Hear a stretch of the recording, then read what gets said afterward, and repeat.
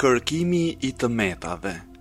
Të kritikuarit e të tjerëve dhe kërkimi të metave të tyre pa ndonjë arsye është ndër shprehit më të këqija të qenies njerëzore. Njerëzit i urrejnë ata që e kanë shprehinë e gjetjes së të metave të tjerëve. Ata mundohen të ikin nga personat e tillë të mundimshëm. Ndonjëherë këta kërkues të metave bëhen shkaktar të armiqësisë dhe të konfliktit. Nëse përmendet e meta e ndonjërit që nuk është i pranishëm, atëherë kjo emërtohet si përgojim. Nëse kjo bëhet në praninë e vet atij personi, atëherë është një fyerje dhe një gjë e padëshirueshme. Religjoni i Islamit e ka emërtuar përgojimin si një mëkat të madh.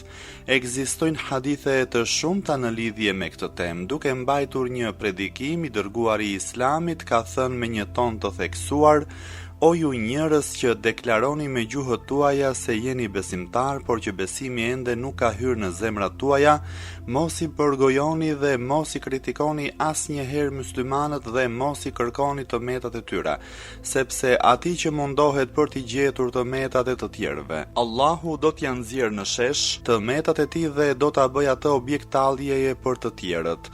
Imam Xhafer Sadiku thot: kushdo që thot diçka që e lëndon personalitetin e një besimtari, Allahu do ta largojë atë prej grupit të shokëve të tij dhe do ta dërgojë te grupi i shejtanit, i cili do të refuzojë për ta pranuar atë si shok.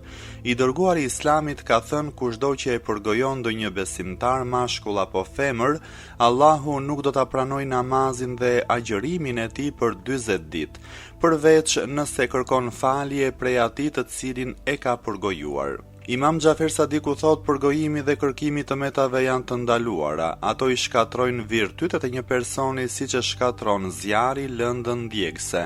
Fatkeqësisht një mëkat i tillë i madh është bërë një rutinë e përditshme për njerëzit tanë. E ka arritur shkallën e tillë saqë njerëzit nuk e konsiderojnë si mëkat përgojimin dhe gjetjen e të metave te të tjerët. Nëna e kritikon baban dhe babai gjen të meta tek ajo. Fqinjet dhe të afërmi nuk mërziten aq shumë kur i numërojnë të metat e njëri tjetrit. Fëmijët e pafajshëm e pranojnë këtë shprehi të urryer prej prindërve të tyre. Fëmijët e bëjnë përgojimin e fëmijëve të tjerë. Kur të rriten do t'jetë vështirë për ta që të shmangen prej kësaj shprehje të keqe. Disa prindër i llastojnë dhe i lëvdojnë fëmijët e tyre deri në qiell, e në të vërtetë ata duhet t'u asqarojnë atyre mangësitë e tyre. Ndonjëherë prindërit i lëvdojnë në mënyrë të gabuar fëmijët për gjëra të cilat nuk i ka bërë vet, në mënyrë që të mos duken qesharake gabimet e tij.